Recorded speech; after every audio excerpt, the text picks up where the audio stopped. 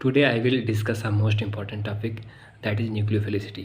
Okay, सो nucleophilicity जो है ये रिएक्शन मैकेनिज्म और जनरल ऑर्गेनिक केमिस्ट्री और या फिर हम कह सकते हैं ओवरऑल ऑर्गेनिक केमिस्ट्री की अपने आप में बहुत ही इम्पॉर्टेंट चीज़ है जो आपको जाननी चाहिए कि ये न्यूक्लियोफिलिसिटी क्या होती है। ठीक है, तो ऑर्गेनिक केमिस्ट्री अगर आपको जानना है कि ऑर्गेनिक केमिस्ट्री रियल में क्या होती है तो आपको एक विशेष रास्ते से होकर गुजरना होता है जिसको हम कहते हैं न्यूक्लियोफिलिसिटी। ठीक है, रिएक्शन मैकेनिज्म जो होती है उसमें जो होता है न्यूक्लियोफिलिसिटी और इलेक्ट्रोफिलिसिटी, ये बहुत इंपॉर्टेंट टर्म है जिसको आपको जानना चाहिए। तो आज का जो टॉपिक है वो न्यूक्लियोफिलिसिटी है, इलेक्ट्रोफिलिसिटी नहीं है। ठीक है, लेकिन न्यूक्लियोफिलिसिटी और इलेक्ट्रोफिलिसिटी ये कहाँ से अराइज होती है? तो न्यूक्लियोफिलिसिटी और इलेक्ट्रोफिलिसिटी जो होती है वो इलेक्ट्रोफाइल या फिर न्यूक्लियोफाइल से अराइज होती है। ठीक है, तो अब सबसे पहले जानना ज़रूरी है कि न्यूक्लियोफाइल क्या चीज़ है। ठीक है, तो न्यूक्लियोफाइल जो है उसके बारे में बात कर लेते हैं। ठीक है, न्यूक्लियोफाइल, न्यूक्लियोफाइल, ठीक है, न्यूक्लियोफाइल, ठीक है, ये क्या चीज़ है? A chemical species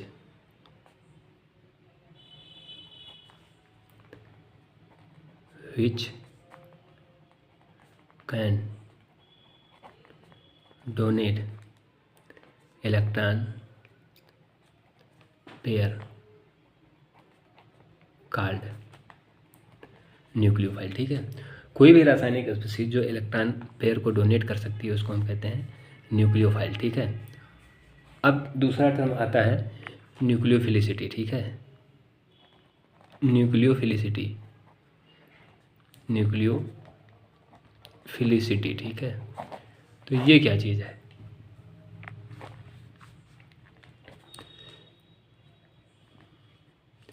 ease of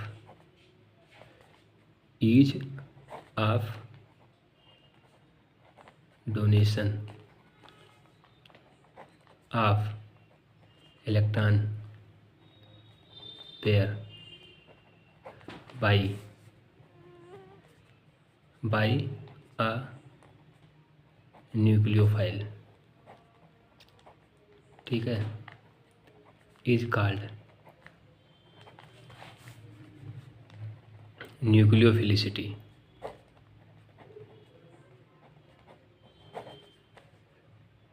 of that nucleophile. ठीक है, ease of donation of electron pair by a nucleophile is called nucleophilicity of that nucleophile. ठीक है, तो कोई भी न्यूक्लियोफाइल जो इलेक्ट्रॉन पेयर को डोनेट कर रहा है, ठीक है, उसकी इलेक्ट्रॉन को डोनेट करने की जो टेंडेंसी है वो कितनी है, वो कितना आसानी से इलेक्ट्रॉन पेयर को डोनेट कर पा रहा है। ठीक है, इस प्रॉपर्टी को ही हम न्यूक्लियोफाइल की न्यूक्लियोफिलिसिटी कहते हैं। ठीक है, तो न्यूक्लियोफिलिसिटी जो है this is the property of the nucleophile. ठीक है, that is how easily the nucleophile can donate their electron pair. ठीक है, अब दूसरा टर्म होता है इलेक्ट्रोफाइल। ठीक है, इलेक्ट्रोफाइल, ठीक है, ये इलेक्ट्रोफाइल क्या होता है? ठीक है, a chemical species, chemical species which can accept electron pair, ठीक है, is called as इलेक्ट्रोफाइल। ठीक है, ठीक है, और उसके बाद में हम बात करेंगे इलेक्ट्रोफिलिसिटी की। किसकी? इलेक्ट्रोफिलिसिटी की, इलेक्ट्रोफिलिसिटी। ठीक है, तो ये क्या चीज़ है?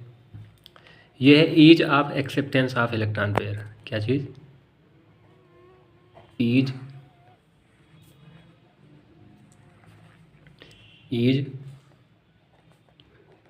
Of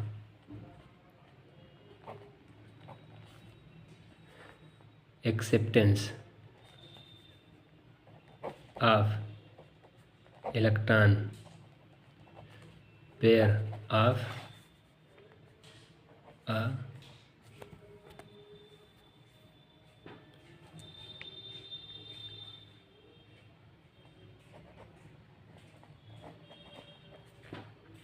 electrophile. ठीक है, इज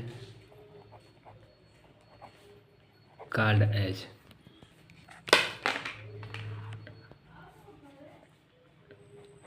इलेक्ट्रोफिलिसिटी।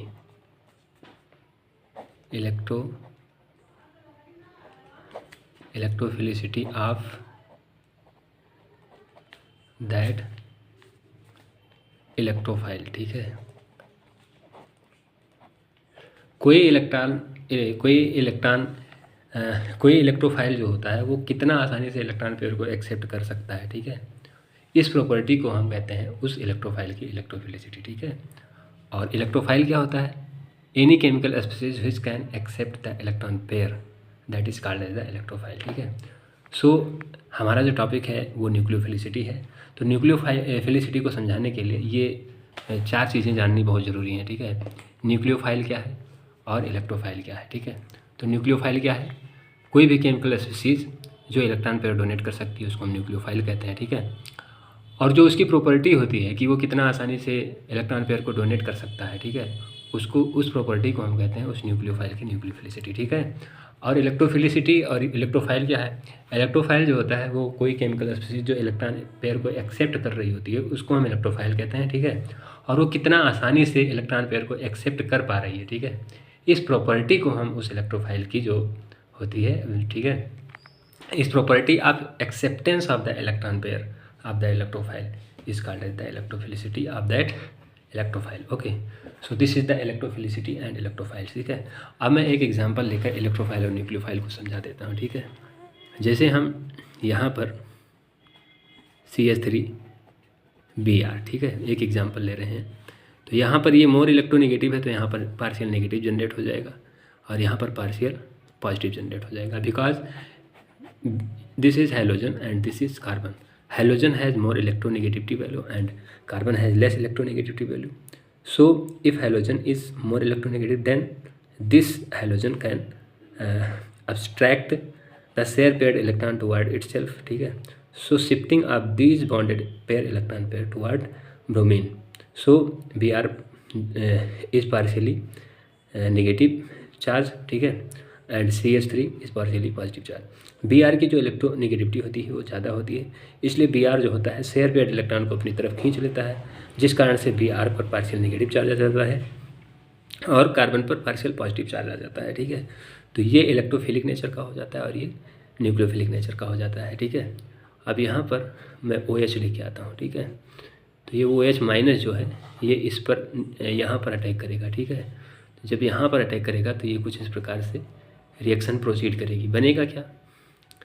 CH3, ठीक है, OH बांड बना लेगा प्लस Br माइनस। ठीक है, ये आपको देखने को मिलेगा। ठीक है, तो यहाँ पर देखिए जो अटैक करने जा रहा है, ठीक है, जो इलेक्ट्रॉन पेयर डोनेट कर रहा है, ये डोनेट कर रहा है ना, तो इलेक्ट्रॉन पेयर डोनर है ना, इसलिए इसको हम क्या कहते हैं? न्यूक्लियोफाइल। ये क्या है?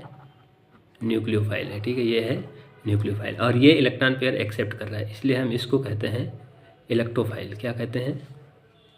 इसको हम कहते हैं इलेक्ट्रोफाइल। ठीक है, और ये देखो ये जो है ये बाहर निकल रही है। ठीक है, इसलिए इसको हम क्या कहते हैं? ब्रोमीन को हम क्या कहते हैं? ये है लीविंग ग्रुप। ठीक है, हम हर चीज़ के बारे में बात करेंगे, लेकिन आज का जो टॉपिक है वो न्यूक्लियोफिलिसिटी है। ठीक है, तो ये जो न्यूक्लियोफाइल जो है ये कितना आसानी से इलेक्ट्रॉन पेयर इस इलेक्ट्रोफाइल को डोनेट कर रहा है, ये जो टेंडेंसी है इसकी इलेक्ट्रॉन पेयर डोनेट करने की, इसी को हम न्यूक्लियोफिलिसिटी कहते हैं। ठीक है, अब ये जितना आसानी से इलेक्ट्रॉन पेयर को डोनेट करेगा वो उतना ही अच्छा न्यूक्लियोफाइल कहा जाएगा, और जितना मुश्किल से इलेक्ट्रॉन पेयर को डोनेट करेगा ठीक है, उतना बुरा न्यूक्लियोफाइल कहा जाएगा। ठीक है, तो ये चीज़ है। तो अब न्यूक्लियोफाइल से न्यूक्लियोफिलिसिटी पर हम आ जाते हैं। ठीक है, जो हमारा मुख्य टॉपिक है ये चीज़। ठीक है, तो मैंने लिख रखा है, आप समझ सकते हैं यहाँ पर। न्यूक्लियोफिलिसिटी क्या है, यहाँ पर आप स्क्रीनशॉट ले लीजिए एक बार, ठीक है। ये देख लीजिए, ये चीज़ें आप स्क्रीनशॉट कर लें, ठीक है जी। ये आप स्क्रीनशॉट कर लें, ठीक है। अब हम न्यूक्लियोफिलिसिटी के बारे में बात कर रहे थे। तो ये क्या है, ability of nucleophile to make an electron pair available to electrophile, ठीक है। Ability of nucleophile to make an electron pair available to electrophile, ठीक है। कोई जो न्यूक्लियोफाइल है वो कितना एबल है, ठीक है, अपने इलेक्ट्रॉन पेयर को किसी इलेक्ट्रोफाइल को देने के लिए, ठीक है। ये जो प्रॉपर्टी होती है इसी को हम क्या कहते हैं, न्यूक्लियोफिलिसिटी। मैंने पीछे डेफिनेशन लिख दी है, आप उसको भी याद रख सकते हैं कि ease of electron pair donation of a nucleophile to an electrophilic species, this property of the nucleophile is called as the nucleophilicity of that nucleophile, ठीक है। तो ये चीज़ है, ठीक है। अब देखो, अगर बेटर न्यूक्लियोफाइल के लिए क्या कंडीशन है, हाई न्यूक्लियोफिलिसिटी, ठीक है। अगर इलेक्ट्रॉन पेयर बहुत आसानी से डोनेट कर रहा है, ठीक है, तो कहने का मतलब उसकी न्यूक्लियोफिलिसिटी बहुत ज़्यादा है, और न्यूक्लियोफिलिसिटी बहुत ज़्यादा है इसका मतलब वो बेटर न्यूक्लियोफाइल है, ठीक है, वो बहुत ही अच्छा न्यूक्लियोफाइल है, ठीक है। अगर लो न्यूक्लियोफिलिसिटी है, मतलब अगर वो इलेक्ट्रॉन पेयर को आसानी से डोनेट नहीं कर पा रहा है, ठीक है, तो ऐसी स्थिति में उस न्यूक्लियोफाइल की जो न्यूक्लियोफिलिसिटी होती है वो कम होती है, तो उसको हम कहते हैं लो न्यूक्लियोफिलिसिटी, ठीक है। अब अगर न्यूक्लियोफिलिसिटी कम है तो उसको हम कहते हैं पुअर न्यूक्लियोफाइल, ठीक है। तो ये समझ में आ जाना चाहिए, ठीक है। अब आगे लिखा है टाइप ऑफ न्यूक्लियोफाइल। न्यूक्लियोफाइल कितने प्रकार का हो सकता है, तो न्यूक्लियोफाइल है क्या, ये आप जान चुके हैं। Any chemical species which can donate their electron pair, this chemical species is called as the nucleophile, ठीक है। तो जो न्यूक्लियोफाइल है वो मुख्यतः 3 प्रकार से आप देख सकते हैं। एक सिग्मा डोनर होता है, एक पाई डोनर होता है, और एक नॉन बॉन्डेड पेयर डोनर होता है, ठीक है। एक न्यूक्लियोफाइल ऐसा न्यूक्लियोफाइल होता है जहाँ पर इलेक्ट्रॉन पेयर का डोनेशन जो है वो सिग्मा बॉन्ड से होता है, और दूसरा न्यूक्लियोफाइल ऐसा न्यूक्लियोफाइल होता है जहाँ पर इलेक्ट्रॉन का डोनेशन जो है वो पाई बॉन्ड से होता है, और एक न्यूक्लियोफाइल ऐसा न्यूक्लियोफाइल होता है जहाँ पर इलेक्ट्रॉन पेयर का donation non bonding pair of electron से होता है, ठीक है। तो सिग्मा डोनर का जो एग्जांपल है NaBH4 और AlH4 ये सब हैं, ठीक है। और पाई डोनर का जो एग्जांपल है वो एल्कीन है, ठीक है। और सिग्मा नॉन बॉन्डिंग डोनर का जो एग्जांपल है वो ये सब है, ठीक है। तो ये चीज़ आप समझ सकते हैं, ठीक है। यहाँ पर सिग्मा डोनर वाला मैं बता देता हूँ, ठीक है। सिग्मा डोनर वाला न्यूक्लियोफाइल किस प्रकार से आप समझ सकते हैं, ठीक है। जैसे यहाँ पर एक कार्बोनिल कंपाउंड है C डबल बॉन्ड OH, ठीक है, और यहाँ पर R ले रहा हूँ, ठीक है। और यहाँ पर आप ले आइए Al, ठीक है, H H H H, ठीक है। और यहाँ पर माइनस आएगा, और इसको स्टेबलाइज कौन करेगा, यहाँ पर Li जो है प्लस इसको स्टेबलाइज करेगा, ठीक है। तो यहाँ पर इलेक्ट्रॉन पेयर का डोनेशन ये जो है यहाँ पर निगेटिव पार्शियल निगेटिव चार्ज होगा, और यहाँ पर पार्शियल पॉजिटिव चार्ज होगा। क्यों ऐसा होगा, क्योंकि ऑक्सीजन की इलेक्ट्रोनेगेटिविटी ज़्यादा है और कार्बन की इलेक्ट्रोनेगेटिविटी कम है, ठीक है। तो यहाँ पर पार्शियल पॉजिटिव चार्ज जनरेट होगा और यहाँ पर पार्शियल नेगेटिव चार्ज जनरेट होगा, तो ये इलेक्ट्रोफिलिक सेंटर हो जाएगा और ये न्यूक्लियोफिलिक सेंटर हो जाएगा। और यहाँ पर जो ये न्यूक्लियोफाइल है ये अपना इलेक्ट्रॉन पेयर डोनेट करेगा, ठीक है। ये अपना इलेक्ट्रॉन पेयर कहाँ से डोनेट करेगा, जो इसमें इस बॉन्ड में 2 इलेक्ट्रॉन पेयर हैं, इन 2 इलेक्ट्रॉन पेयर को ये इस प्रकार से डोनेट करेगा, ठीक है। तो जब डोनेट करेगा तो अब क्या बनेगा, ठीक है, तो बनेगा CR तो था ही, जो ये वो है वो ऊपर माइनस आ जाएगा, ठीक है। और Li प्लस जो है इसको न्यूट्रलाइज करेगा, ठीक है। और साथ में H, और यहाँ पर देखिए जो H है वो अपना सिग्मा इलेक्ट्रॉन पेयर लेकर आएगा और जुड़ जाएगा, ठीक है। सिग्मा इलेक्ट्रॉन पेयर लेकर आएगा, जुड़ जाएगा। तो यहाँ पर जो ये न्यूक्लियोफाइल है ये सिग्मा डोनर है, ठीक है। तो ये सिग्मा डोनर वाला समझ सकते हैं, ठीक है। अब पाई डोनर की बात कर दे रहा हूँ, ठीक है। सिग्मा डोनर वाला आप समझ सकते हैं, ठीक है। अब पाई डोनर वाले की बात कर देता हूँ, ठीक है। पाई डोनर, ठीक है। यहाँ पर क्या होता है, जैसे ये एक एल्कीन है और यहाँ पर ब्रोमीन है, कौन है, ब्रोमीन है, ठीक है। तो यहाँ पर जो ये CH2 है, ठीक है, ये अपना जो पाई बॉन्ड पेयर है इसको डोनेट करेगा, ठीक है। तो इस प्रकार से ये बॉन्ड टूटता है, ठीक है। तो बनता क्या है, यहाँ पर देखिए Br बन जाता है, ठीक है। और यहाँ पर, ठीक है। कुछ इस प्रकार से इसमें जो है ब्रोमीनियम बनता है, ठीक है, इस प्रकार से Br+, ठीक है। और फिर Br- जो ये रिलीज हुआ है ये पीछे से आकर अटैक करता है, तो इस प्रकार से एंटी एडिशन ऑफ ब्रोमीन होता है, ठीक है। कैसा होता है? एंटी एडिशन ऑफ ब्रोमीन होता है, ठीक है। CH2 और फिर CH2 और फिर यहाँ पर एक Br ऊपर और एक Br नीचे, ठीक है। तो यहाँ पर आप क्या देख रहे हैं, सबसे पहले यहाँ पर ये जो है पाई बॉन्ड जो है इस पर डोनेट करता है, ठीक है। तो ये जो न्यूक्लियोफाइल है इसको हम कहते हैं पाई डोनर न्यूक्लियोफाइल, ठीक है। अब उसके बाद में नॉन बॉन्डिंग पेयर्स में बता दे रहा हूँ, ठीक है। जैसे यहाँ पर CH3Br है, ठीक है। तो यहाँ पर NH2- जो है, ठीक है, ये आकर ऐसे अटैक करता है, ठीक। तो ये जब आकर ऐसे अटैक करेगा तो ये बाहर निकलेगा, क्यों? क्योंकि यहाँ पर पार्शियल नेगेटिव चार्ज है और यहाँ पर पार्शियल पॉजिटिव चार्ज है, ठीक है। तो ये क्या है? नॉन बॉन्डिंग डोनर, ठीक है, नॉन बॉन्डिंग डोनर न्यूक्लियोफाइल, ये, ठीक है। ये क्या है? नॉन बॉन्डिंग डोनर न्यूक्लियोफाइल, ठीक है। ये इस प्रकार से, तो 3 प्रकार से न्यूक्लियोफाइल देखे जा सकते हैं, ठीक है।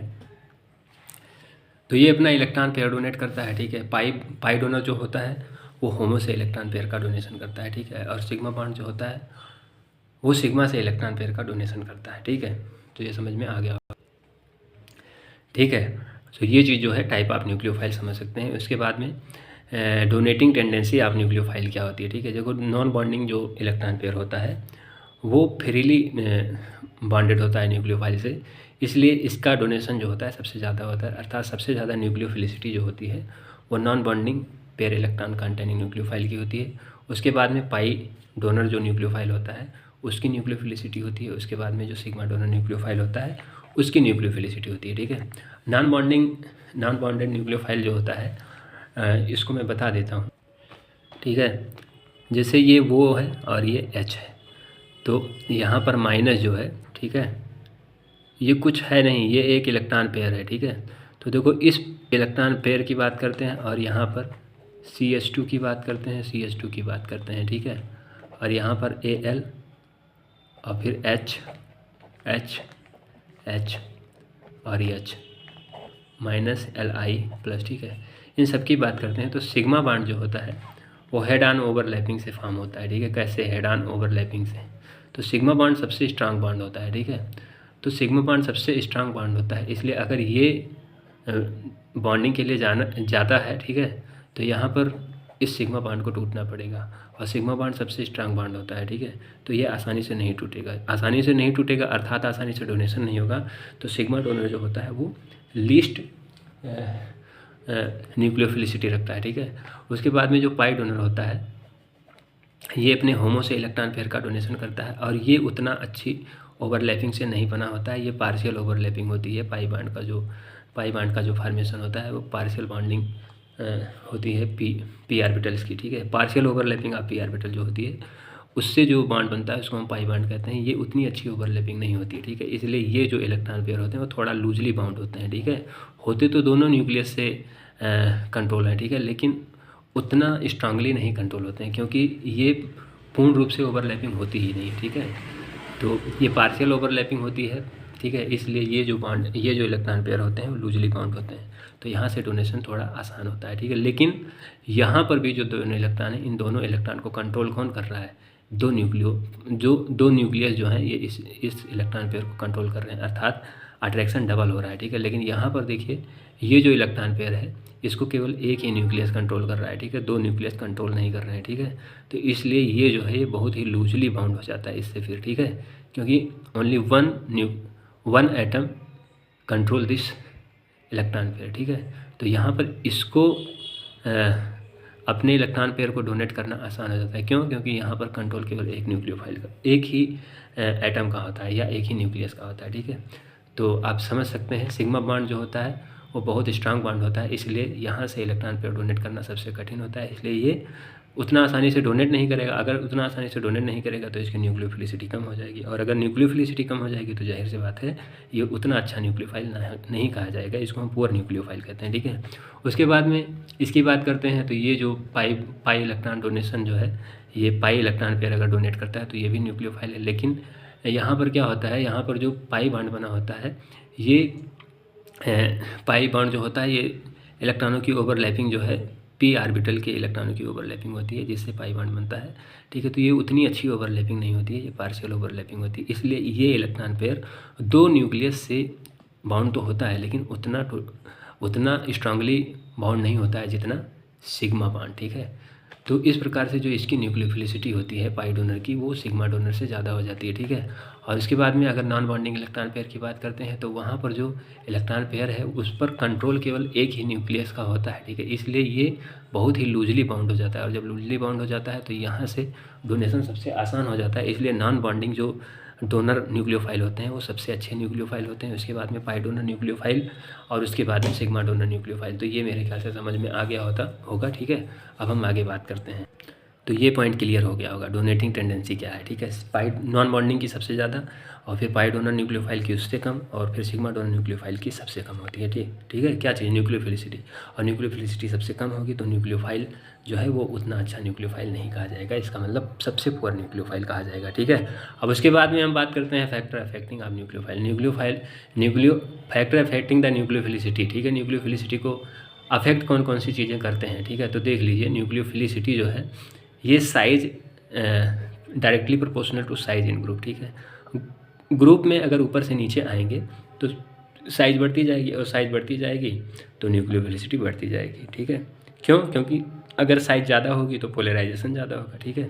अब पोलराइजेशन क्या होता है, जैसे ये एक निगेटिव चार्ज एटम है, ठीक है, और यहाँ पर पॉजिटिव चार्ज एटम के सामने रख दिया जाएगा तो निगेटिव चार्ज एटम का जो ये इलेक्ट्रॉन क्लाउड है, ठीक है, ये ऐसे इस तरफ डिस्टार्ट हो जाएगा, ठीक है। ये इस तरफ डिस्टार्ट हो जाएगा। ये जो प्रॉपर्टी है distortion in the charge of the negative ion, ठीक है, this phenomena is called as the polarisability. और ये पोलराइजेबिलिटी जो होती है ये जितनी ज़्यादा होगी ये इलेक्ट्रॉन पेयर उतना ज़्यादा इधर की तरफ शिफ्ट हो जाएंगे, ठीक है, और उतना ज़्यादा इधर की तरफ शिफ्ट हो जाएंगे, अर्थात इसकी न्यूक्लियोफिलिसिटी उतनी ज़्यादा होगी, ठीक है। जो जितना ज़्यादा शिफ्ट हो सकता है उसकी न्यूक्लियोफिलिसिटी उतनी ही ज़्यादा मानी जाती है, ठीक है। तो कौन सा शिफ्ट होगा, साइज में जो छोटा होगा, जो छोटा आयन होगा वो ज़्यादा शिफ्ट होगा, ये निगेटिव है, ठीक है। छोटा निगेटिव आयन ज़्यादा शिफ्ट होगा या फिर बड़ा निगेटिव आयन, तो जाहिर सी बात है बड़ा निगेटिव आयन जो है वो ज़्यादा शिफ्ट होगा, ठीक है। बड़ा नेगेटिव आयन ज़्यादा शिफ्ट होगा। इसीलिए जब ज़्यादा शिफ्ट हो जाएगा इसका मतलब ये बॉन्डिंग ज़्यादा करेगा, और जो बॉन्डिंग ज़्यादा करेगा इसका मतलब उसकी न्यूक्लियोफिलिसिटी ज़्यादा होगी, ठीक है।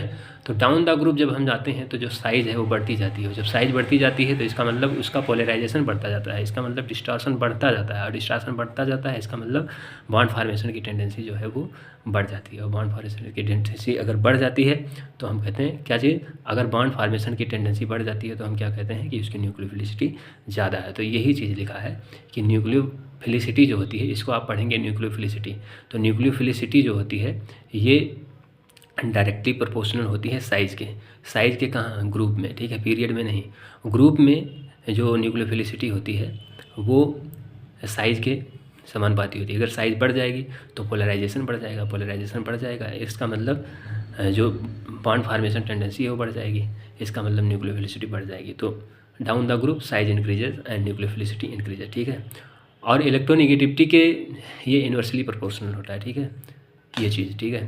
तो ये अगर इलेक्ट्रोनेगेटिविटी ज़्यादा है, ठीक है, तो इलेक्ट्रोनेगेटिविटी ज़्यादा है तो ऐसी स्थिति में जो न्यूक्लियोफिलिसिटी है वो कम हो जाएगी, ठीक है। जैसे हम बात करते हैं NH2 की और OH माइनस की, ठीक है। तो यहाँ पर देखो ये भी निगेटिव आयन और ये भी निगेटिव आयन, चार्ज देखो सेम है, चार्ज दोनों पर बराबर है। अब यहाँ पर न्यूक्लियोफिलिसिटी की बात करें कि किसकी न्यूक्लियोफिलिसिटी ज़्यादा होगी, तो लिख दिया है यहाँ पर इलेक्ट्रोनेगेटिविटी के इनवर्सली प्रोपोर्शनल है, ठीक है। मतलब इलेक्ट्रोनेगेटिविटी अगर ज़्यादा होगी तो ये इलेक्ट्रॉन का डोनेशन उतना आसानी से नहीं होगा, और डोनेशन उतना आसानी से नहीं होगा तो उसकी न्यूक्लियोफिलिसिटी कम हो जाएगी, ठीक है। तो यहाँ पर देखो ऑक्सीजन की जो इलेक्ट्रोनेगेटिविटी है वो नाइट्रोजन की इलेक्ट्रोनेगेटिविटी की तुलना में ज़्यादा होती है। तो जब इसकी इलेक्ट्रोनेगेटिविटी ज़्यादा है तो ये अपने इलेक्ट्रॉन को आसानी से डोनेट नहीं करेगा, और यहाँ पर N की जो इलेक्ट्रोनेगेटिविटी है वो से ज़्यादा है तो N जो है अपने इलेक्ट्रॉन को आसानी से डोनेट करेगा। ठीक है, तो जो ज़्यादा आसानी से इलेक्ट्रॉन पेयर को डोनेट कर रहा है उसकी न्यूक्लियोफिलिसिटी ज़्यादा मानी जाती है, और जो जिसकी न्यूक्लियोफिलिसिटी ज़्यादा होती है वो बेटर न्यूक्लियोफाइल होता है। तो यहाँ पर NH2 और OH की बात करते हैं अगर हम, NH2 माइनस OH माइनस की बात करते हैं कि कौन सा ज़्यादा अच्छा न्यूक्लियोफाइल होगा, तो ease of donation of electron pair यहाँ पर ज़्यादा है। क्यों? क्योंकि इसकी इलेक्ट्रोनेगेटिविटी कम है। ठीक है, तो इस प्रकार से ease of electron pair donation is high then nucleophilicity is high, and if nucleophilicity is high then this is better nucleophile. ठीक है, तो ये चीज़ समझ में आया होगा। ठीक है, उसके बाद में हमने लिखा है नेगेटिव चार्ज। ठीक है, अगर नेगेटिव चार्ज की संख्या ज़्यादा है तो वो ज़्यादा अच्छा न्यूक्लियोफाइल होगा। ठीक है, अगर नेगेटिव चार्ज की संख्या ज़्यादा है तो वो ज़्यादा अच्छा न्यूक्लियोफाइल होगा। ठीक है, वो कैसे समझ सकते हैं? ठीक है, उसको मैं बता देता हूँ। जैसे SH माइनस है और S-2 है। ठीक है, अब इन दोनों की बात करें तो यहाँ पर देखो 2 चार्ज है और यहाँ पर 1 चार्ज है। देखो दो चार्ज डोनेट कर सकता है, यहाँ पर केवल 1 डोनेट चार्ज कर सकता है, तो इसलिए इसकी जो ease of donation of electron है वो ज़्यादा है, इसलिए ये बेटर न्यूक्लियोफाइल है, और ये उतना अच्छा न्यूक्लियोफाइल नहीं है एज़ कम्पेयर टू S-2। लेकिन न्यूक्लियोफाइल दोनों है। ठीक है, ऐसा नहीं है कि न्यूक्लियोफाइल दोनों नहीं है। क्यों नहीं?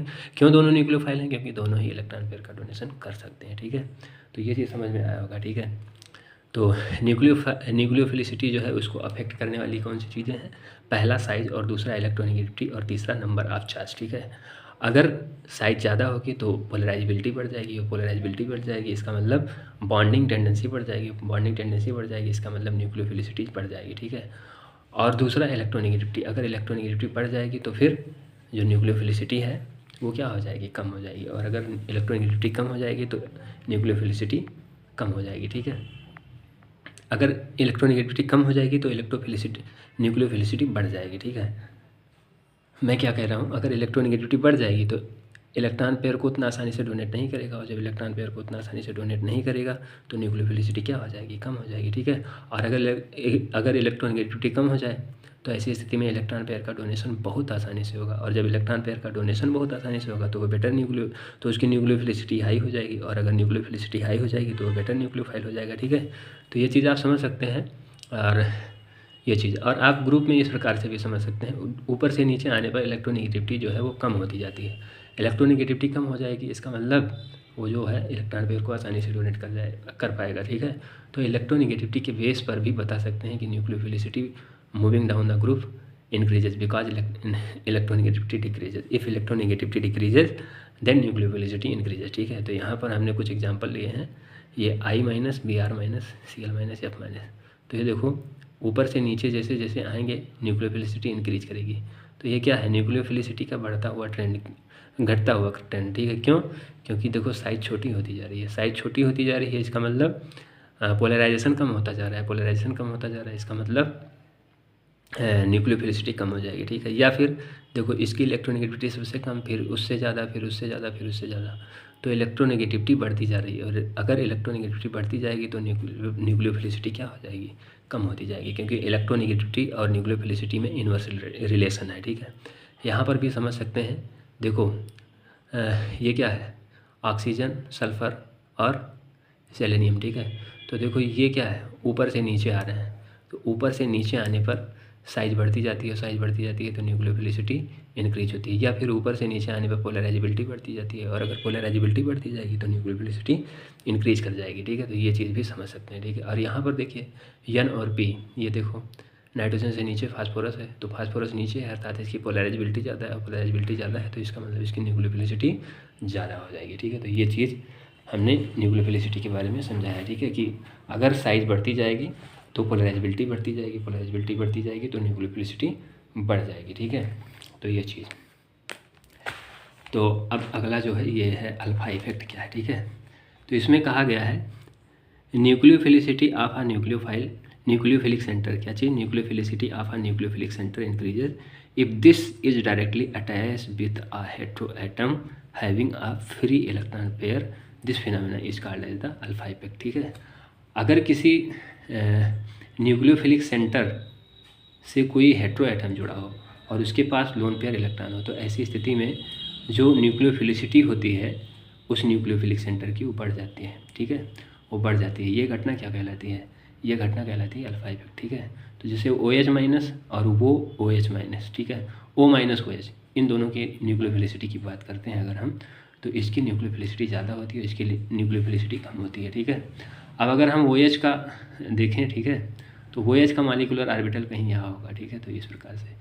और वो OH का मॉलिक्यूलर ऑर्बिटल अगर हम देखें तो एक का इधर रहेगा और दूसरा किधर रहेगा, इधर, ठीक है। ये किसका?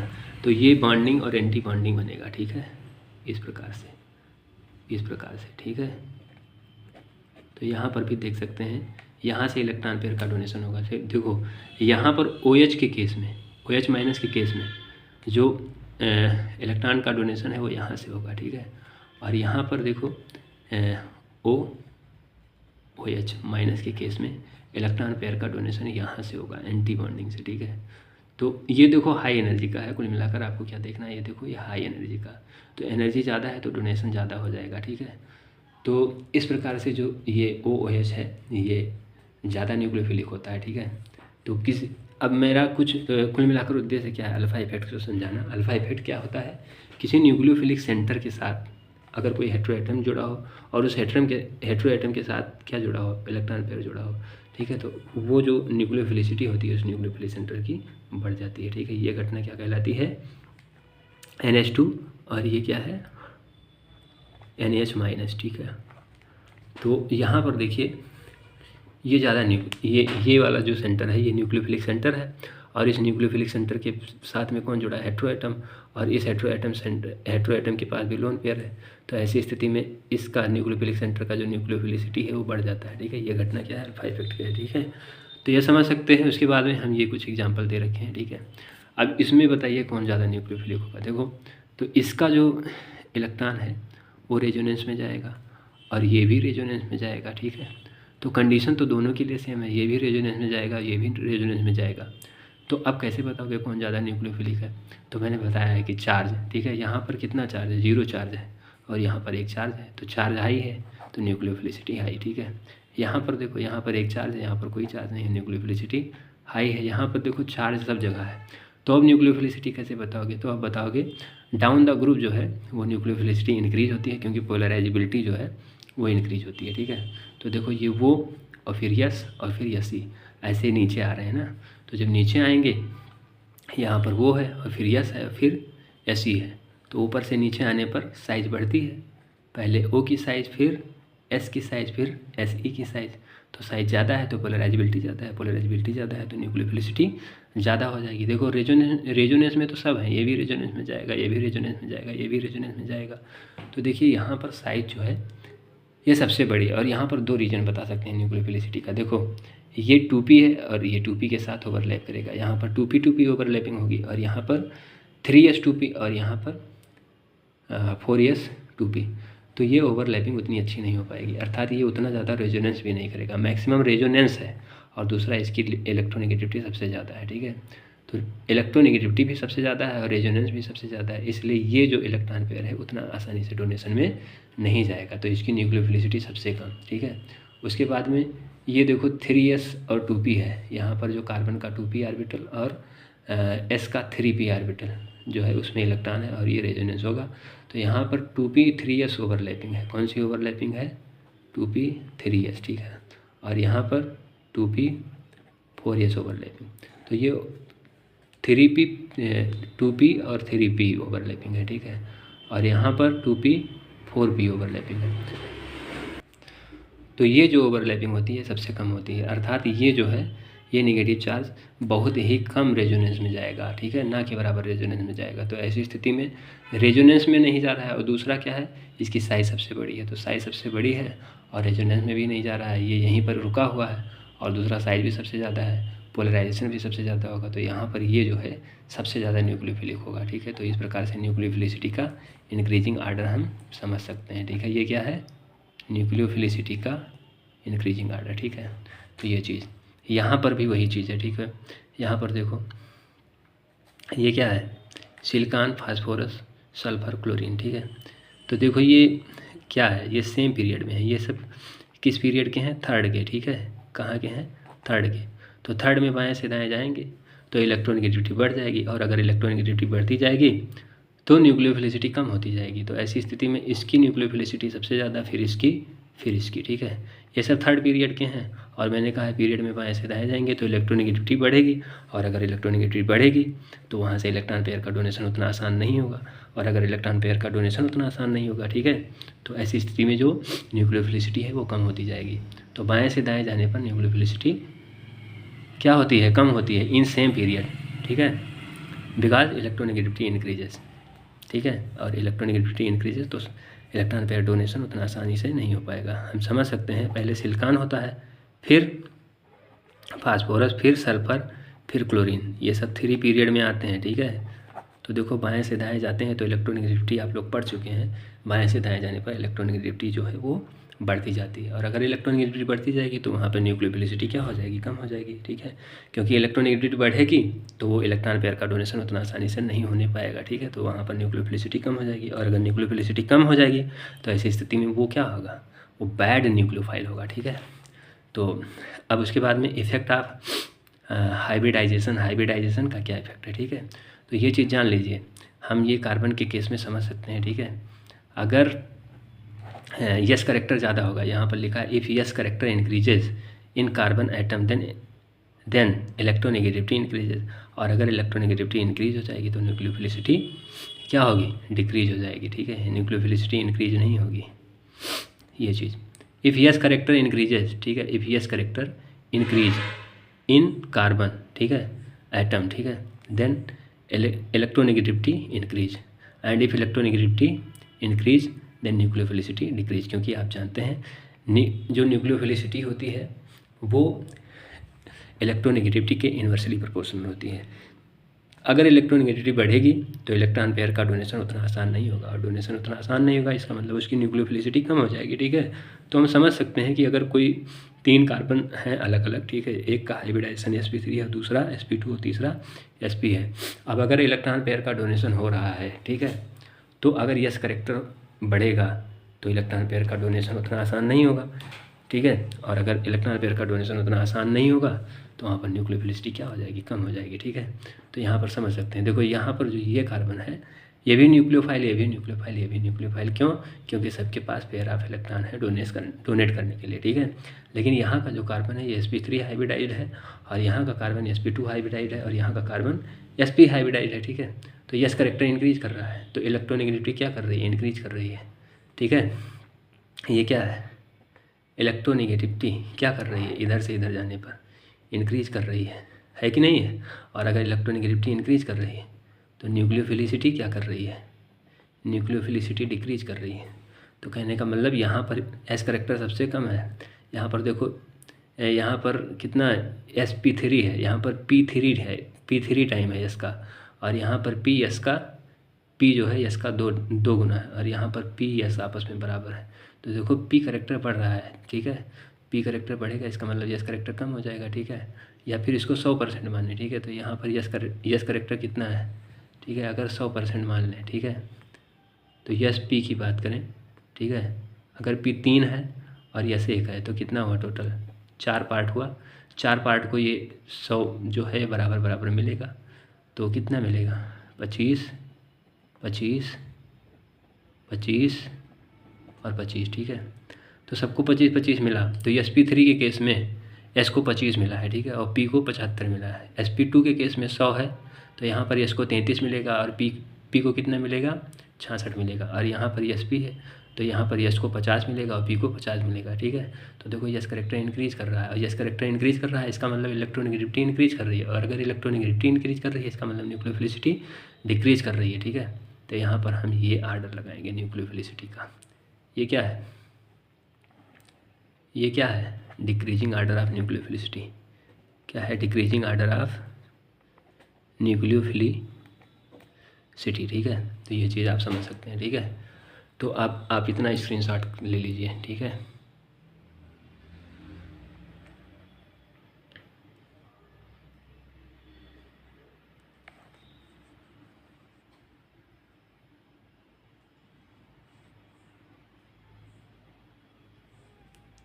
ठीक है, इतना समझ में आ गया होगा, ठीक है। अब हम आगे बढ़ते हैं।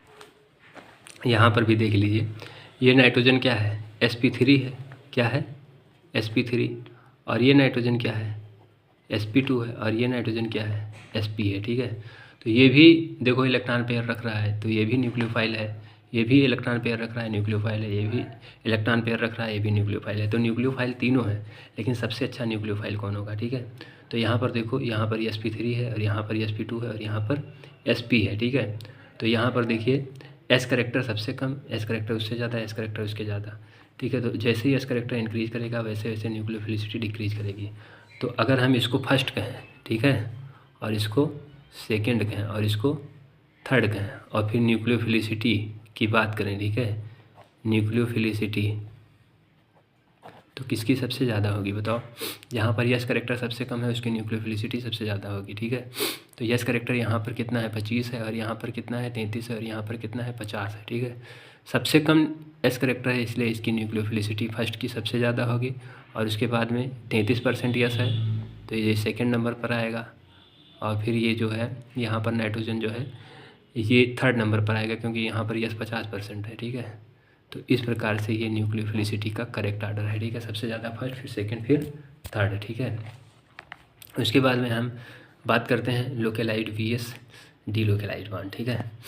ये क्या चीज़ होती है, ठीक है, लोकेलाइट वीएस डीलोकेलाइट बॉन्ड, ठीक है।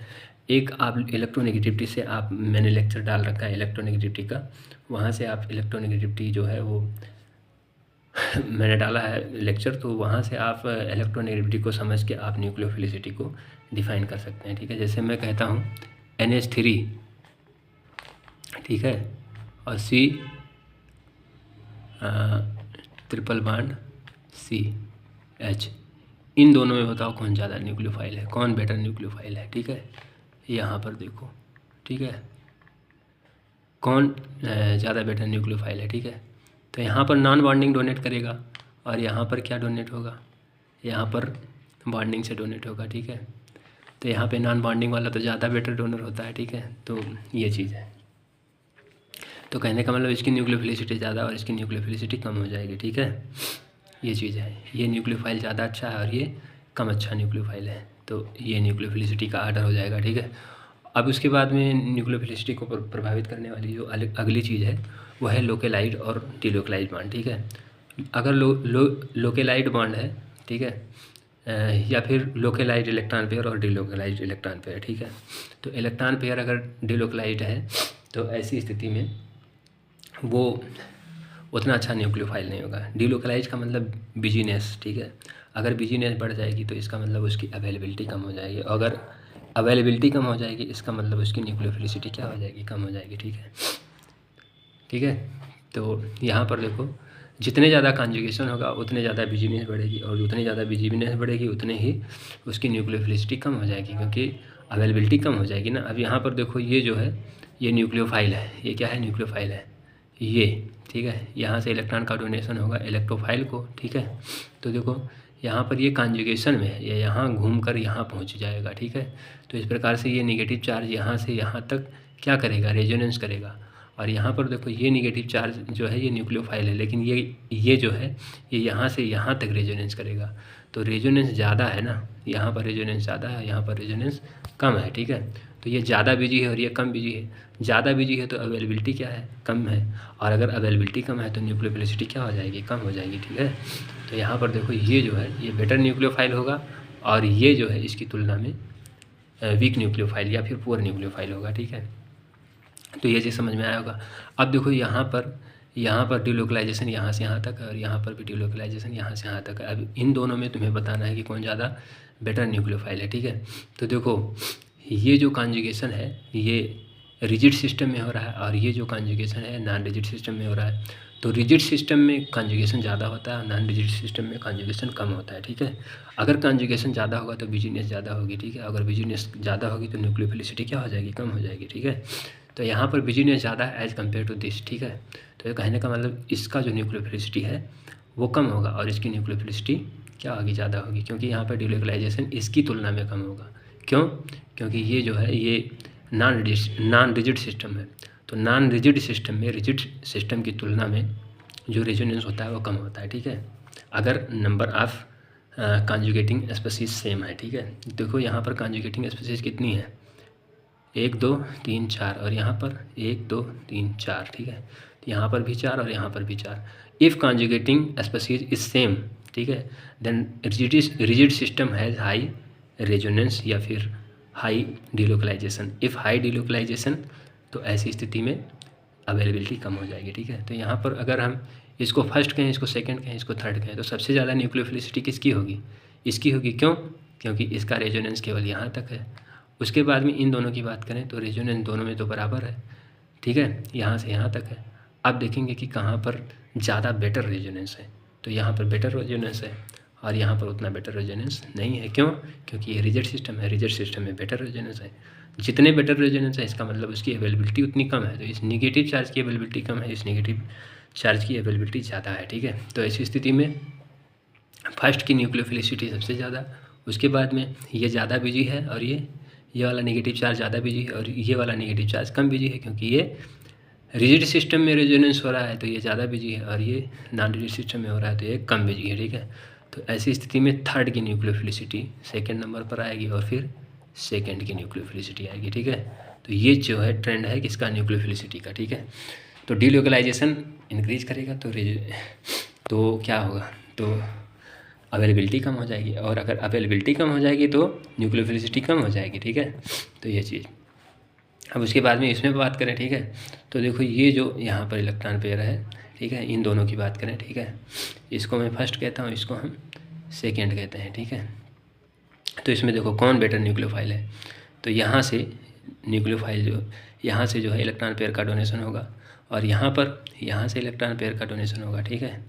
तो देखो ये जो न्यूक्लियोफाइल है, यहाँ पर ये लोन पेयर है, ये बिजी है, यहाँ से यहाँ तक रेजोनेंस करेगा, लेकिन इसका लोन पेयर बिजी नहीं है, ये रेजोनेंस में नहीं जाएगा।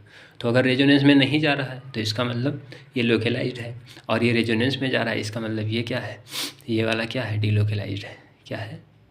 डीलोकलाइज्ड। और ये क्या है, लोकलाइज्ड, ठीक है, ये लोकलाइज्ड है। तो लोकलाइज्ड है इसका मतलब इसकी अवेलेबिलिटी ज़्यादा है, और डीलोकलाइज्ड है इसका मतलब इसकी अवेलेबिलिटी कम है। डीलोकलाइज्ड का मतलब बिजीनेस, तो बिजीनेस इसकी देखो बढ़ गई, क्योंकि ये डीलोकलाइजेशन है, और बिजीनेस बढ़ गई तो अवेलेबिलिटी कम हो जाएगी, और अगर अवेलेबिलिटी कम हो जाएगी तो ये इसकी न्यूक्लियोफिलिसिटी क्या हो जाएगी, कम हो जाएगी, ठीक है। तो यहाँ पर देखिए, अगर फर्स्ट सेकेंड की बात करते हैं तो फर्स्ट और सेकेंड में क्या होगा, first is more nucleophilic as compare to second, ठीक है। ये चीज़ आप नोट रखेंगे, ठीक है, ये चीज़ आप नोट रखेंगे, ठीक है। अब यहाँ पर देखिए, यहाँ पर इस क्वेश्चन में सेंटर फर्स्ट और सेंटर सेकेंड, यहाँ पर भी लोन पेयर है और यहाँ पर भी लोन पेयर है, तो दोनों साइड जो है न्यूक्लियोफिलिक है, लेकिन ज़्यादा न्यूक्लियोफिलिक कौन है, ठीक है। तो यहाँ पर देखो इसका जो लोन पेयर है ये क्या है, लोकलाइज्ड है, ठीक है, ये रेजोनेंस में नहीं जाएगा, लेकिन इसका लोन पेयर बिजी है, ठीक है, ये कहाँ जाएगा, रेजोनेंस में। तो ये जो लोन पेयर है ये क्या है, डीलोकलाइज्ड। क्या है, डीलोकलाइज्ड है, ठीक है।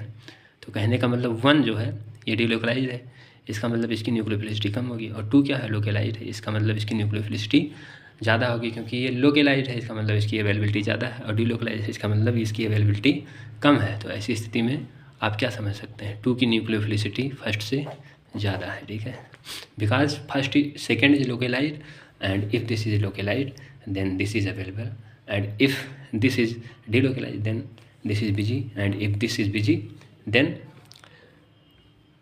न्यूक्लियोफिलिसिटी डिक्रीजेस, ठीक है। तो यहाँ पर न्यूक्लियोफिलिसिटी क्या होगी, सेकंड की फर्स्ट से ज़्यादा होगी, ठीक है। सेम चीज़ यहाँ पर भी है, देखो ये जो है ये रेजोनेंस करेगा यहाँ से यहाँ तक, ठीक है, ये यहाँ जाएगा और फिर ये यहाँ जाएगा, ठीक है।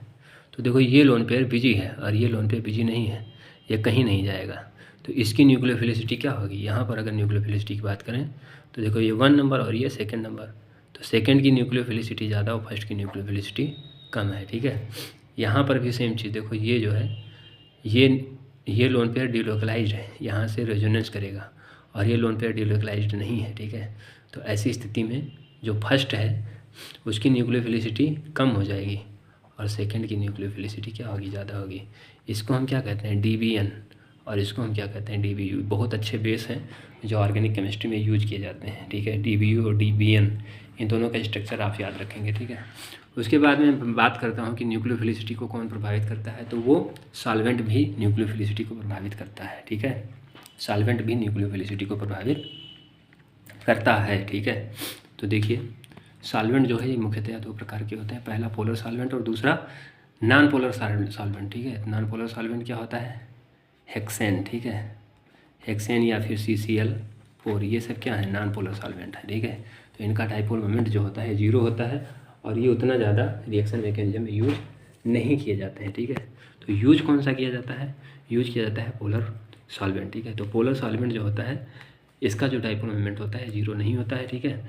और पोलर सॉल्वेंट जो होता है ये फर्दर 2 प्रकार से होता है, पोलर प्रोटिक सॉल्वेंट और पोलर अप्रोटिक सॉल्वेंट। मैंने लिखा है प्रोटिक सॉल्वेंट और कैसा, पोलर, और अप्रोटिक सॉल्वेंट, और ये कैसा होगा, पोलर। तो पोलर अप्रोटिक सॉल्वेंट और पोलर प्रोटिक सॉल्वेंट, ठीक है। ये 2 टाइप के सॉल्वेंट होते हैं जो न्यूक्लियोफिलिसिटी को प्रभावित करते हैं, ठीक है। तो पहला जो है अप्रोटिक पोलर सॉल्वेंट, मतलब पोलर अप्रोटिक सॉल्वेंट, ठीक है, इस प्रकार से पढ़ते हैं, ठीक है। तो उसका मैंने कुछ एग्जांपल ले रखा है, DMF, NMP, DMSO और DMPO, ठीक है, ये देख लीजिए। और इसके बाद में HMPA, ठीक है। इस प्रकार से इसका फुल फॉर्म पढ़ सकते हैं, डाईमिथाइल फार्मामाइड मैंने लिख रखा है, ठीक है। NMP, ठीक है, N मिथाइल पायरोलीडॉन, ठीक है, N मिथाइल पायरोलीडॉन, ठीक है, पायरोलीडॉन, ठीक है, N मिथाइल पायरोलीडॉन है ये, ठीक है। इसके बाद में ये क्या है, डाईमेथिल सल्फॉक्साइड है, ये क्या है, DMPO, ठीक है। इसको हम क्या कहते हैं, NN dimethyl, NN propylene urea, ठीक है, NN डाईमेथिल, ये देख लीजिए ये क्या है, NN, ठीक है। देखो NN डाईमेथिल प्रोपाइलिन यूरिया, ठीक है। तो ये चीज़, उसके बाद में HMPA बहुत ही यूजफुल है, ठीक है। ये भी क्या है, पोलर अप्रोटिक सॉल्वेंट है। इसका मतलब ये चीज़, इसको हम कहते हैं हेक्सामेथाइल फास्फोरिक एसिड ट्राईएमाइड, ठीक है। हेक्सामेथाइल फास्फोरिक एसिड ट्राईएमाइड, ठीक है। तो ये चीज़, ठीक है, HMPA। तो ये इतने जो है ये पोलर अप्रोटिक सॉल्वेंट है, ठीक है। उसके बाद में ये जो है पोलर प्रोटिक सॉल्वेंट है। तो पोलर प्रोटिक सॉल्वेंट का एग्जांपल जो है वो ये है, water, carboxylic acid, hydrofluoric acid, ठीक है। और भी जो है इस प्रकार से हम पोलर प्रोटिक सॉल्वेंट को समझ सकते हैं, ठीक है। ये क्या होता है, all are able to form hydrogen bond and all are polar protic solvent, ठीक है। जो पोलर प्रोटिक सॉल्वेंट होते हैं वो हाइड्रोजन बॉन्ड का फॉर्मेशन कर सकते हैं, लेकिन polar aprotic solvent hydrogen bond का फॉर्मेशन नहीं कर सकता है, ठीक है। हाइड्रोजन बॉन्डिंग का फॉर्मेशन नहीं कर सकता है कौन, पोलर अप्रोटिक सॉल्वेंट, ठीक है। तो यहाँ पर आगे बढ़ते हैं, लेकिन उससे पहले आप स्क्रीनशॉट ले सकते हैं, ठीक है। ये देख लीजिए, आप साथ साथ में लिखते रहें ताकि आपको समझ में आता रहे, क्योंकि स्क्रीनशॉट से पहले मैं कुछ लिख देता हूँ तो हो सकता है आपको दिक्कत पड़े, ठीक है। ये चीज़ आप इसका स्क्रीनशॉट अच्छे से ले लेंगे और पढ़ेंगे बेहतरीन तरीके से, ठीक है। मैंने कोई चीज़ इसमें स्किप नहीं किया, ठीक है, कोई चीज़ स्किप किया हो, ठीक है। तो इसमें देखिए पोलर प्रोटिक सॉल्वेंट क्या होता है, polar protic solvent on the other hand have dipole moment, ठीक है, are still able to solvate cation by electron donation from an oxygen atom, but they lack the ability to form hydrogen bond because any hydrogen atom they may have are on carbon, ठीक है। Example include DMSO, ठीक है। इसको आप ऐसे नहीं समझ पाएंगे ये कह क्या रहा है, ठीक है। पोलर अप्रोटिक सॉल्वेंट क्या होता है, ठीक है। पोलर अप्रोटिक सॉल्वेंट जो होता है वो केटायनिक पार्ट को सॉल्वेट करता है, लेकिन एनायनिक पार्ट को सॉल्वेट नहीं करता है। क्यों नहीं करता है, क्योंकि ये हाइड्रोजन बॉन्डिंग का फॉर्मेशन नहीं कर सकता है। अगर हाइड्रोजन बॉन्डिंग का फॉर्मेशन नहीं करेगा तो फिर ये जो है निगेटिव पार्ट को स्टेबलाइज कैसे करेगा, ठीक है, नहीं करेगा ना। क्यों नहीं करेगा, क्योंकि यहाँ पर हाइड्रोजन बॉन्डिंग नहीं होगी। क्यों हाइड्रोजन बॉन्डिंग नहीं होगी, क्योंकि जो पोलर अप्रोटिक सॉल्वेंट होते हैं वहाँ पर जो हाइड्रोजन होता है वो कार्बन से जुड़ा होता है। कार्बन से जुड़ा हुआ हाइड्रोजन जो होता है वो हाइड्रोजन बॉन्डिंग का फॉर्मेशन नहीं करता है। अगर हाइड्रोजन बॉन्डिंग का फॉर्मेशन नहीं करेगा तो क्या होगा, जो निगेटिव पार्ट है वो स्टेबलाइज नहीं होगा, ठीक है। तो जो ये पोलर अप्रोटिक सॉल्वेंट होते हैं ये केवल जो कैटायनिक पार्ट होता है उसको स्टेबलाइज करते हैं, एनायनिक पार्ट को स्टेबलाइज नहीं करते हैं, ठीक है। यही कारण है कि SN2 रिएक्शन में न्यूक्लियोफिलिसिटी हाई होनी चाहिए, ठीक है। और न्यूक्लियोफिलिसिटी हाई कब होगी? जब जो इलेक्ट्रॉन पेयर है एनायन का वो अवेलेबल होगा इलेक्ट्रॉन पेयर डोनेशन के लिए, तभी तो वहाँ पर जो है पोलर अप्रोटिक सॉल्वेंट लेते हैं ताकि जो एनायनिक पार्ट है उसका स्टेबलाइजेशन ना हो पाए, ठीक है। अगर स्टेबलाइजेशन ना हो पाएगा तो उसको जो है इलेक्ट्रॉन पेयर डोनेट करने में आसानी होगी, ठीक है। तो ऐसी स्थिति में न्यूक्लियोफिलिसिटी बढ़ जाया करती है, ठीक है। और SN2 रिएक्शन में जो न्यूक्लियोफिलिसिटी होती है वो ज़्यादा होनी चाहिए होती है, ठीक है। तो जैसे ये हम ले रहे हैं, ठीक है, ये एक NaCl सॉलिड साल्ट है, ठीक है। तो यहाँ पर क्या होगा, जो कैटायनिक पार्ट है वो तो स्टेबलाइज कर दिया जाएगा, ठीक है, लोन पेयर से डाइमेथिल एन मेथिल फार्मामाइड की तरह, ठीक है, डाइमेथिल फार्मामाइड की तरह, ठीक है। डाइमेथाइल फार्मामाइड का जो लोन पेयर है वो कैटायनिक पार्ट को स्टेबलाइज कर देगा, लेकिन एनायनिक पार्ट स्टेबलाइज नहीं होगा। क्यों स्टेबलाइज नहीं होगा? क्योंकि जो ये सॉल्वेंट है ये पोलर अप्रोटिक है। यहाँ पर जो हाइड्रोजन है ये कार्बन से जुड़ा है जो कि हाइड्रोजन बॉन्डिंग नहीं करेगा, इस पर उतना पोलराइजेशन नहीं आ रहा है कि ये जो है ये नेगेटिव पार्ट को स्टेबलाइज कर दे, ठीक है। तो ऐसा नहीं हो पा रहा है, ठीक है। इसलिए जो ये नेगेटिव पार्ट है ये फ्री रह जाता है, तो न्यूक्लियोफिलिसिटी बढ़ जाती है, ठीक है। तो एनायनिक इसमें लिखा है anion can't solvent, can solvate, ठीक है। एनायन जो है वो सॉल्वेट नहीं होता है, ठीक है। And no H bonding possible, यहाँ पर हाइड्रोजन बॉन्डिंग पॉसिबल नहीं होगी, ठीक है। क्यों हाइड्रोजन बॉन्डिंग पॉसिबल नहीं है? क्योंकि जो सॉल्वेंट है उसका जो हाइड्रोजन है वो किससे जुड़ा है? कार्बन से जुड़ा है। और पोलर प्रोटिक सॉल्वेंट में जो हाइड्रोजन होता है वो मोस्ट इलेक्ट्रोनेगेटिव एटम, ठीक है, जैसे कि नाइट्रोजन या फिर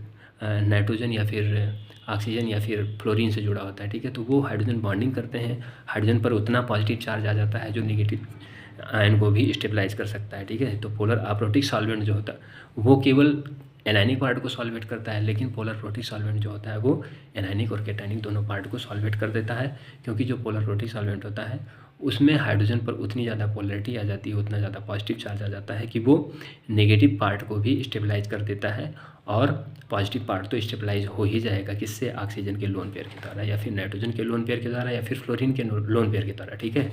तो ये चीज़ है। उसके बाद में कंक्लूजन क्या है, ठीक है।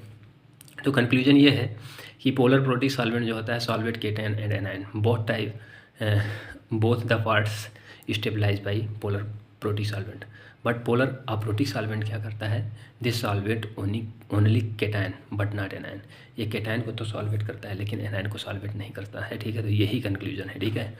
उसके बाद में हम एग्जाम्पल की बात करते हैं। Br- जो है ये जैसे एक बर्तन लेते हैं, ठीक है, और दूसरा बर्तन लेते हैं, ठीक है। अब आपको जो है यहाँ पर H2O है, क्या है? H2O छोड़ो, यहाँ पर ROH है, यहाँ पर ROH है, ठीक है। ये एक सॉल्यूशन है जिसमें हमने क्या डाल दिया है? एल्किल हैलाइड CH3X, ठीक है। और यहाँ पर दूसरा सॉल्वेंट है, ठीक है, जिसको हम कहते हैं DMF, क्या कहते हैं? DMF, ठीक है, डाईमेथिल फार्मामाइड, ठीक है। सॉरी आप ऐसे नहीं समझ पाएंगे। DMF ये डाईमेथिल फार्मामाइड है, ठीक है। ये सॉल्वेंट है, एक बर्तन में डाल दिया और इसमें ऊपर से हमने क्या डाल दिया? CH3X, ठीक है, ये चीज़। तो देखो यहाँ पर जो सबस्ट्रेट है CH3X है, मतलब एल्किल हैलाइड यहाँ भी है, एल्किल हैलाइड यहाँ पर भी है, लेकिन अंतर इतना है कि यहाँ पर जो है पोलर प्रोटिक सॉल्वेंट में इस सबस्ट्रेट को लिया गया है और यहाँ पर पोलर अप्रोटिक सॉल्वेंट में इस सबस्ट्रेट को लिया गया है। न्यूक्लियोफाइल दोनों केस में सेम है, यहाँ पर भी Br- है, यहाँ पर भी Br- है, यहाँ पर भी Br- ही लेंगे और यहाँ पर भी Br- ही लेंगे, ठीक है। तो होगा क्या?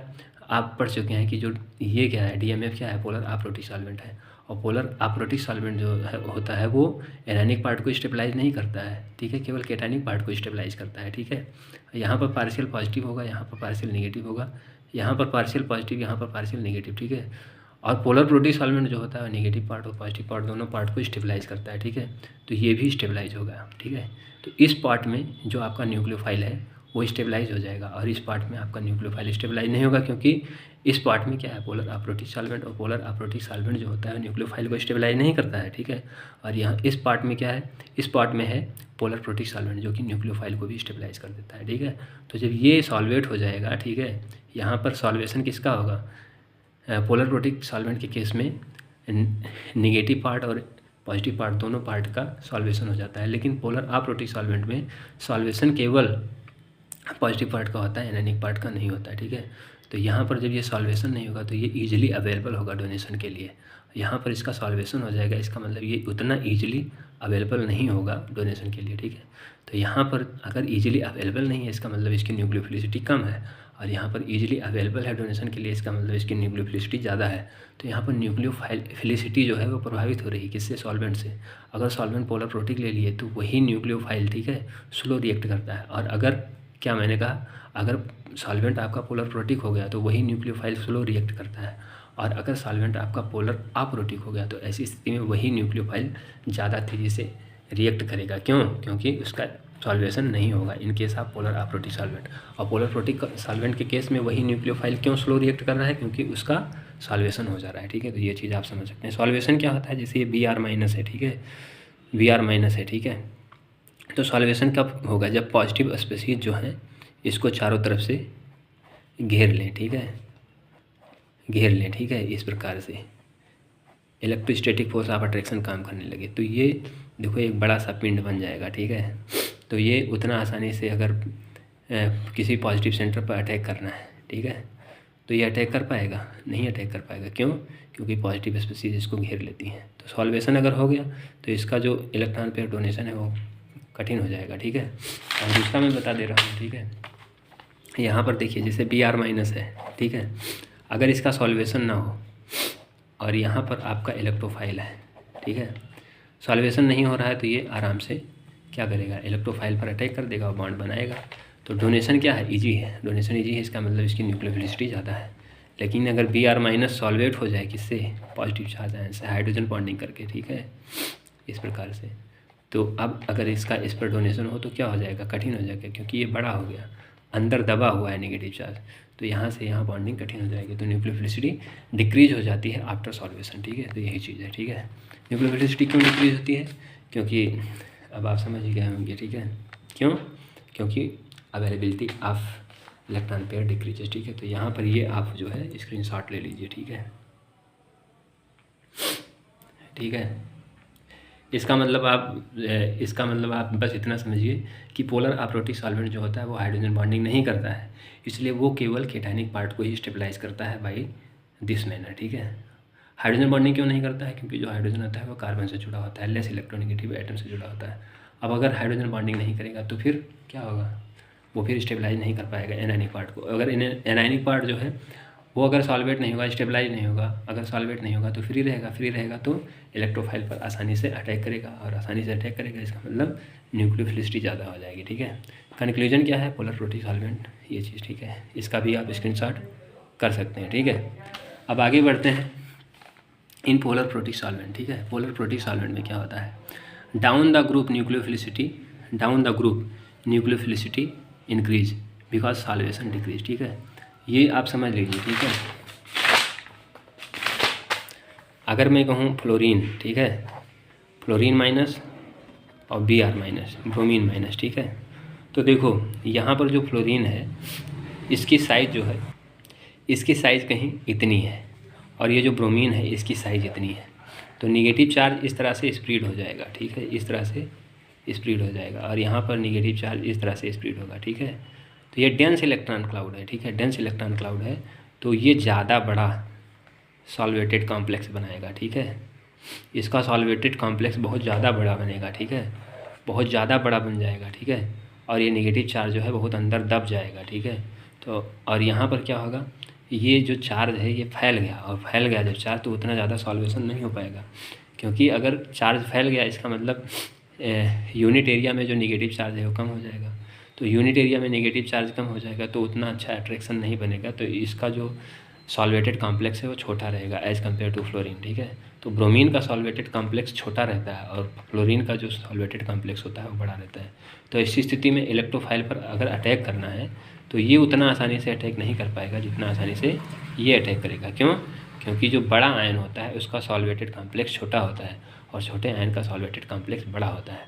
तो जब बड़ा हो जाएगा तो उतने अच्छे से ये अपना इलेक्ट्रॉन पेयर डोनेट नहीं कर पाएगा, और जो छोटा होता है वो अपना इलेक्ट्रॉन पेयर आसानी से डोनेट करेगा, ठीक है। इसको इस प्रकार से भी समझ सकते हैं, ये जो नेगेटिव चार्ज है ये ज़्यादा अंदर रहेगा और यहाँ पर नेगेटिव चार्ज जो है वो थोड़ा बाहर रहेगा, तो यहाँ से डोनेशन आसान होगा और यहाँ से डोनेशन उतना आसान नहीं होगा, ठीक है। मैं फिर से बता देता हूँ, जैसे इतना बड़ा नेगेटिव चार्ज है, ठीक है। तो ये पॉजिटिव चार्ज इतना मोटा बना लेगा, ठीक है, इतना मोटा, ठीक है, मतलब एक मोटा सा लेयर बनाएगा, ठीक है, एक मोटा सा लेयर बनाएगा। इसको मैं क्या कह दे रहा हूँ, फ्लोरीन, ठीक है। और यहाँ पर जो ब्रोमीन माइनस है, ठीक है, यहाँ पर इसका जो नेगेटिव चार्ज था वो इतना बड़ा था, ठीक है। तो देखो चार्ज यहाँ पर भी 1 यूनिट ही है और चार्ज यहाँ पर भी 1 यूनिट है। तो देखो 1 यूनिट चार्ज इतनी जगह पर था, अर्थात डेंस इलेक्ट्रॉन क्लाउड था। तो डेंस इलेक्ट्रॉन क्लाउड था तो ज़्यादा पॉजिटिव चार्ज इसके चारों तरफ जुड़ेंगे, ज़्यादा पॉजिटिव चार्ज जुड़ेंगे, ठीक है। और यहाँ पर देखो ये जो यहाँ पर भी जो चार्ज है वो 1 यूनिट की वैल्यू है। फैल गया चार्ज तो जाहिर सी बात है यहाँ पर यूनिट एरिया में जो नेगेटिव चार्ज है वो कम हो जाएगा। तो उतना अच्छा, उतनी ज़्यादा मात्रा में पॉजिटिव चार्ज इसके चारों तरफ नहीं जुड़ पाएंगे, ठीक है। और अगर उतनी ज़्यादा मात्रा में पॉजिटिव चार्ज नहीं जुड़ पाएंगे तो अगर हम कोई इलेक्ट्रोफाइल लेकर आते हैं, ठीक है, तो यहाँ पर नेगेटिव चार्ज को केवल एक ही लेयर को पास करके इस पर अटैक करना है, ठीक है। और यहाँ पर इस नेगेटिव चार्ज को कई layer of positive charge cross करके इस पर अटैक करना है, ठीक है। तो कहाँ से आसानी होगी, ठीक है, तो यहाँ से जो है आसानी होगी और यहाँ से कठिनाई होगी, ठीक है। तो कहने का मतलब ये आसानी से डोनेट करेगा, तो आसानी से डोनेट करेगा इसका मतलब इसकी न्यूक्लियोफिलिसिटी ज़्यादा होगी, ठीक है। तो इसी कारण से हम कह सकते हैं जो बड़ा न्यूक्लियोफाइल होता है वो पोलर प्रोटिक सॉल्वेंट में ज़्यादा मतलब उसका जो हाइड्रेट होता है वो छोटा होता है, ठीक है। और जो ये क्या नाम है पोलर अप्रोटिक सॉल्वेंट होता है, इसका जो हाइड्रेटेड कॉम्प्लेक्स होता है वो बहुत बड़ा होता है और बहुत बड़ा होता है, तो इसका मतलब उसकी न्यूक्लियोफिलिसिटी कम हो जाती है, ठीक है। तो ये चीज़ याद रखेंगे, ठीक है। तो वही चीज़ मैंने लिख दिया है यहाँ पर, ठीक है। पोलर प्रोटिक सॉल्वेंट में down the group nucleophilicity increase because solvation decrease, ठीक है, सॉल्वेशन कम होगा। डाउन द ग्रुप जाएंगे तो सॉल्वेशन कम हो जाएगा क्योंकि साइज़ बढ़ती जाएगी तो जो यूनिट एरिया में चार्ज है वो कम हो जाएगा। और अगर चार्ज कम हो जाएगा तो उतना अच्छा इलेक्ट्रोस्टैटिक फोर्स ऑफ अट्रैक्शन नहीं होगा, अर्थात हाइड्रेट छोटा हो जाएगा। अब अगर हाइड्रेट छोटा हो जाएगा तो अटैक करना क्या होगा, आसान होगा, ठीक है। तो यही चीज़ डाउन द ग्रुप, आप कुछ ना याद कर पाएँ तो केवल इतना याद रखें, डाउन द ग्रुप क्या होता है। डाउन द ग्रुप अगर न्यूक्लियोफाइल जो है वो पोलर सॉल्वेंट में ले लिया जाए तो उसकी न्यूक्लियोफिलिसिटी इंक्रीज होती है। क्यों? क्योंकि उसका सॉल्वेशन कम होता जाता है। जिसका सॉल्वेशन ज़्यादा होगा उसकी न्यूक्लियोफिलिसिटी क्या हो जाएगी, कम हो जाएगी। तो सॉल्वेशन किसका ज़्यादा होगा, जिसका इलेक्ट्रॉन क्लाउड डेंस होगा। तो इलेक्ट्रॉन क्लाउड डेंस किसका होगा, तो जिसकी साइज़ छोटी होगी।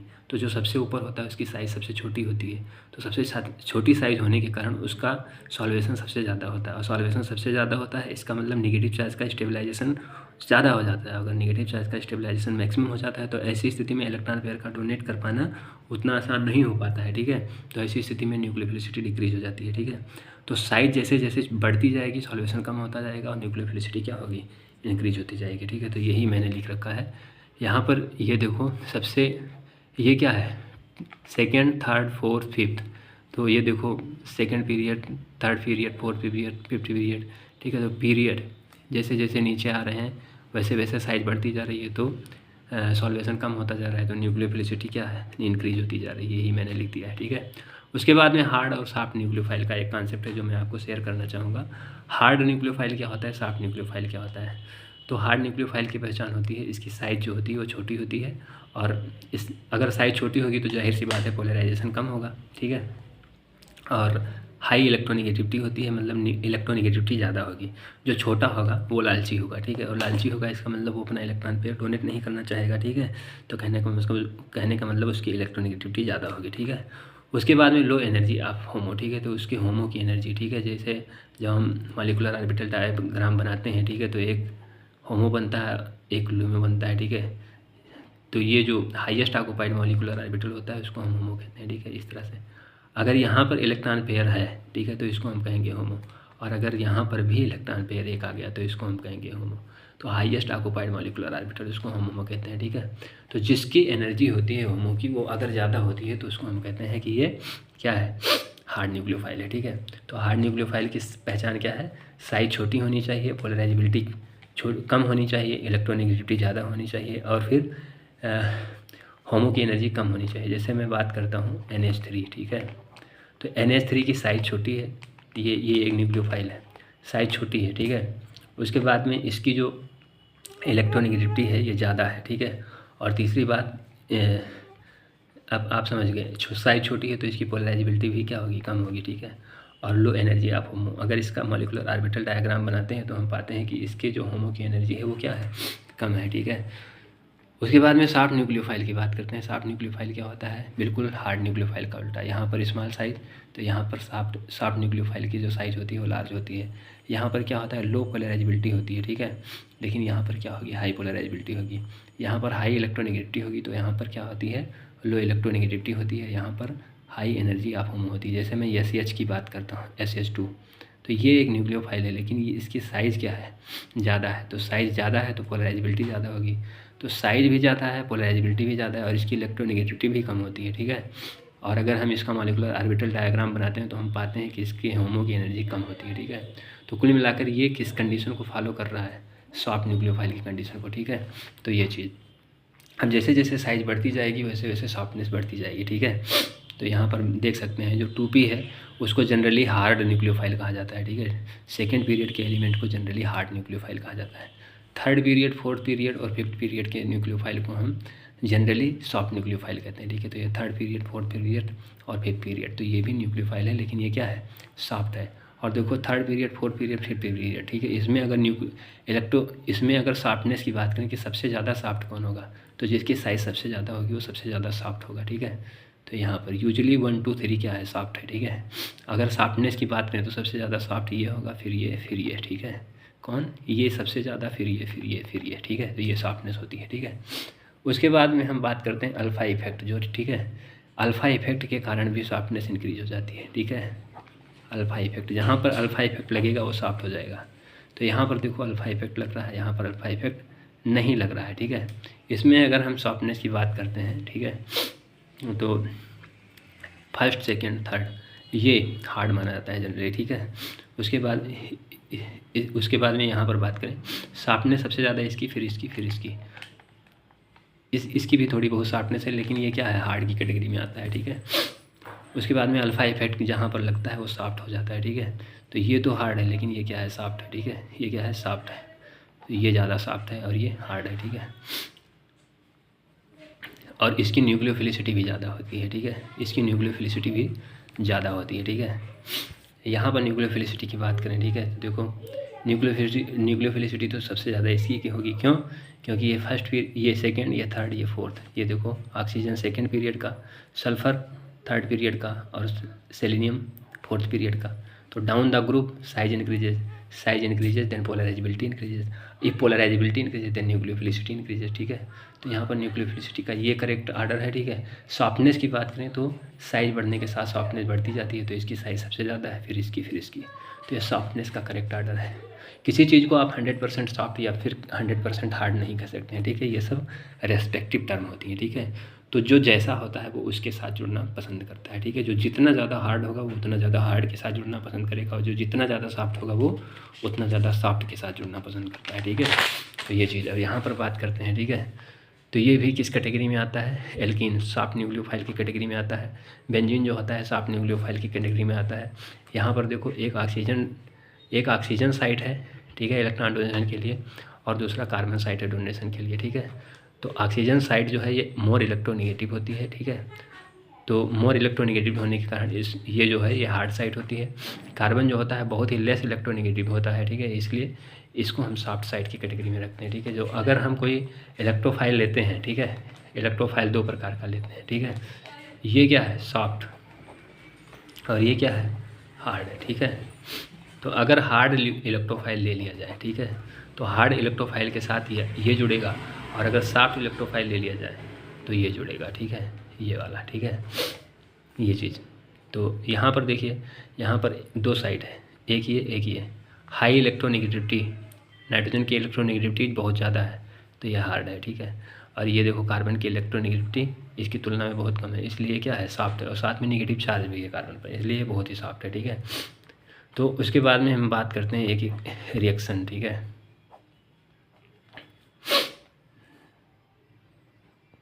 यहाँ पर मैं एग्जांपल ले रहा हूँ, ठीक है। अब यहाँ पर देखिए, यहाँ पर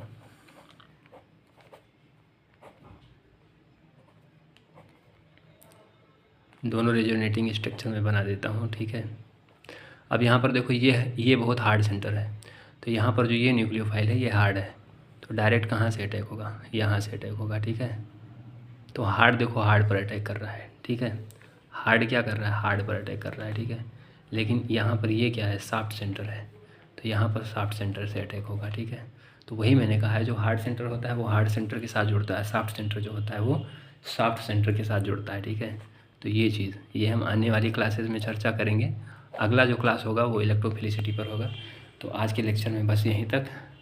okay, thanks for watching the video, ठीक है। वीडियो ज़रूर देखें ध्यान से और साथ में नोट्स बनाएं, ठीक है। ये सब मैं स्क्रीनशॉट साथ में ले चुका हूँ, ठीक है। तो अब मैं बार बार वही चीज़ नहीं करना चाहता हूँ जो मैं कर चुका हूँ, ठीक है। तो ओके, ऐसे ही वीडियो देखते रहिए और अपना कॉन्सेप्ट क्लियर करते रहिए।